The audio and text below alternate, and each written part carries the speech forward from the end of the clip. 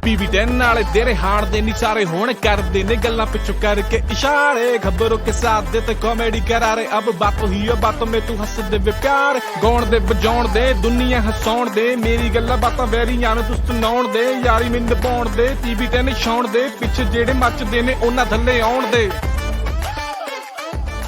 सुनिए brand new podcast PB10 with Rangroot। हाँ जी, और कितना फेर? आई होप आप सब ऑल गुड होंगे। आज एक स्पेशल डे है क्योंकि हमारा पॉडकास्ट PB10 50 डेज ओल्ड हो चुका है। It feels wonderful. Well, thanks to all my friends and listeners for their continuous support and love. तो करते हैं हमारा 5th एपिसोड स्टार्ट, जहां हम सीरियस वाला मजाक करेंगे। तो इस एपिसोड में हम डिस्कस करेंगे क्यों हो रहा पराठा साथ डिस्क्रिमिनेशन और दूसरी तरफ मेडिकल एजुकेशन का हिंदी में कन्वर्जन। एक साइड पे समाज फिर हुआ रणवीर के पीछे, बट रूपी अभी भी फिसला क्यों नीचे। So let's start with our शुरुआत। एक बुरी खबर है फॉर दोज जिनके दिन की शुरुआत पराठास के बिना नहीं होती थी, क्योंकि parathas would attract GST of 18%, whereas rotis would be taxed eight 5%। अब कई लोग बोलेंगे कि ये GST कोई घर वाले या रेस्टोरेंट वाले पराठे पे थोड़ी लगेगा, ये तो सिर्फ रेडी टू कुक और फ्रोजन पराठे पे लगेगा। लेकिन बात अब सिर्फ हाई GST रेट की नहीं रह गई है। This news has generated an age old debate of roti versus paratha. ये नाइंसाफी हमारे पराठे साथ ही क्यों? क्या गलती है हमारे पराठे की? That it's too tasty and hotter than roti, ये गलती है? या फिर ये कि paratha has too many different varieties, जैसे मूली पराठा, आलू पराठा, मेथी पराठा, गोभी पराठा, पनीर पराठा। वेराज रोटी का क्या? रोटी तो सिर्फ रोटी है और पराठा के साथ किसी और चीज की जरूरत नहीं होती। लेकिन रोटी के साथ तो कुछ ना कुछ चाहिए ही, जैसे दाल, सब्जी, सक्ट्रा सक्ट्रा, राइट? पराठास ना हमारे लिए बहुत इमोशनल इशू है, क्योंकि parathas was always discriminated against roti. पूछे कैसे? पहला, हमेशा से और अभी भी रोटी को जनरल टर्म में यूज किया जाता है टू डिस्क्राइब और डिपिक्ट एनी फूड आइटम। जैसे बोला जाता है ना, रोटी खा ली, रोटी खा के जाना बेटा, आज रोटी में क्या बनाए मम्मी। इसमें रोटी की बजाय पराठा यूज क्यों नहीं हो सकता था?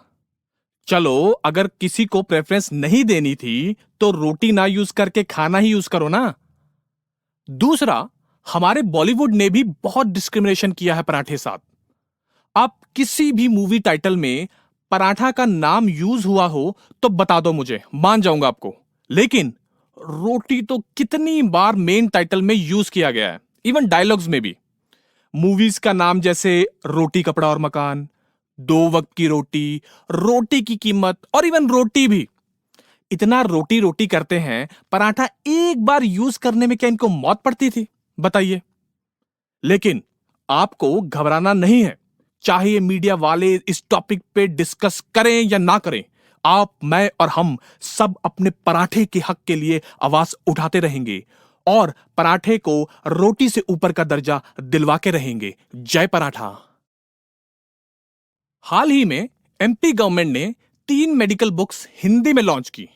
गवर्नमेंट बेसिकली हिंदी और हिंदी में मेडिकल एजुकेशन को प्रमोट करना चाहती है। आप लोगों को कैसा लगा ये डिसीजन? मुन्ना भाई MBBS मुन्ना। खैर, आज हम यही डिस्कस करेंगे कि हिंदी में मेडिकल एजुकेशन से क्या क्या चक्कर पड़ सकता है। पहला, डॉक्टर तो वैसे भी इंग्लिश के साथ साथ हिंदी में भी समझाते हैं लोगों को अकॉर्डिंगली। अगर सपोज वो टेक्निकल टर्म्स और मेडिकल टर्म्स हिंदी में भी बोलेंगे तो भी किसी को घंटा नहीं समझ आना। हमारे फिर भी डॉक्टर्स को यही रिस्पॉन्स रहेगा, बच तो जाएंगे ना डॉक्टर साहब, या फिर कितनी देर में ठीक हो जाएंगे डॉक्टर साहब, या फिर ये दवाई कितने टाइम के बाद लेनी है डॉक्टर साहब। अभी कोई हिंदी का विद्वान भी हुआ, उसको कोई मतलब थोड़ी है कि ऑरिकल और वेंट्रिकल की हिंदी से, राइट? उसको तो सिर्फ ठीक होने से मतलब होगा। दूसरा, हम सबको दवाइयों के नाम अब ऑलमोस्ट इंग्लिश में याद है, प्लस मुश्किल से ये याद रहता है कि पीली वाली को 3 टाइम खाना और नीली वाली को 2 टाइम खाना, उसके ऊपर भी कोई खाने से पहले खाना और कोई खाने के बाद खाना।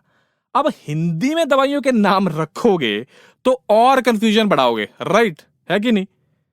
और तीसरा, अभी आप कह रहे हैं कि डॉक्टर्स हिंदी में पर्ची में दवाई लिखेंगे जिससे हर हिंदी भाषी उसको पढ़ सकेगा।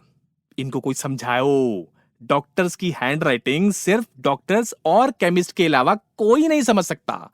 सो हमारे लिए चाहे पर्ची में हिंदी, पंजाबी, इंग्लिश या इवन फ्रेंच भी लिखो, अपने को तो घंटा कुछ समझ नहीं आना, और वो अक्षर हमारे लिए तो काला अक्षर भैंस बराबर ही होता है। अब आते हैं रणवीर सिंह न्यूज पे। तो एक ट्विटर यूजर ने रणवीर सिंह के खिलाफ कंप्लेंट ट्वीट कर दी, accusing him of using Aston Martin car with expired insurance। फिर क्या था, मुंबई पुलिस ने कंप्लेंट ट्रैफिक वालों को फॉरवर्ड कर दी। And guess what, after that team of Ranveer Singh made actual copy of insurance public and dismissing that earlier posted as fake.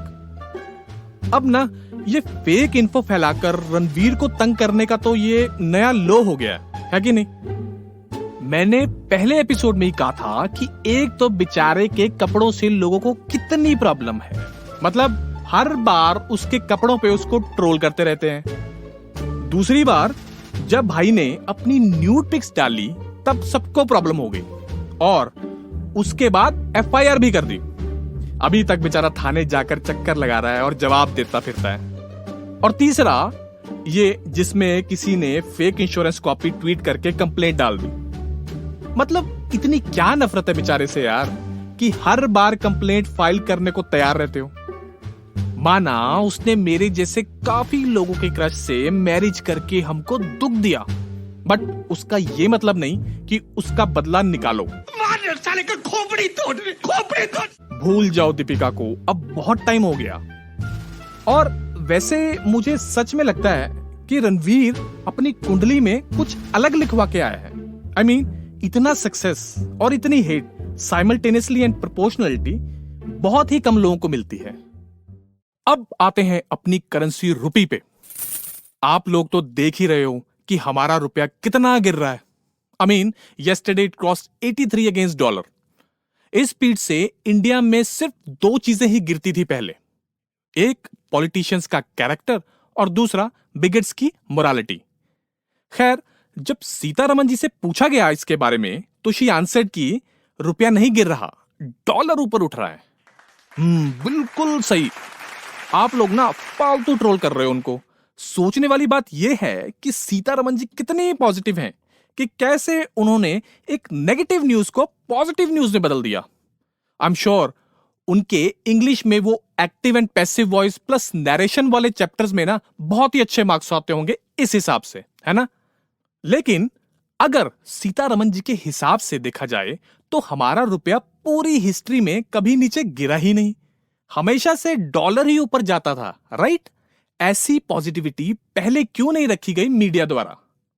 खैर, मुझे लगता है कि अगर योगी आदित्यनाथ को इंडिया का फाइनेंस मिनिस्टर बना दें तो फिर और पॉजिटिव न्यूज हो जाएगी। पूछे कैसे?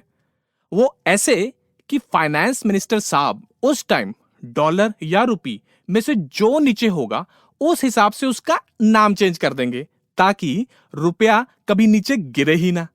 है ना कमाल? फिर देखना कैसे अच्छे दिन आएंगे। तो यहां करते हैं हम अपना 5th एपिसोड का दी and. Thank you so much guys for listening and I hope you enjoyed the show.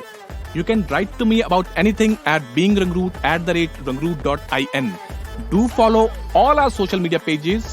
तो इंतजार कीजिए हमारे 6th एपिसोड का on 28 अक्टूबर 2022। तब तक कीजिए दिवाली एंजॉय। चंगा गाइज, मिलते हैं फिर। हंसदे रहो ते वसदे रहो।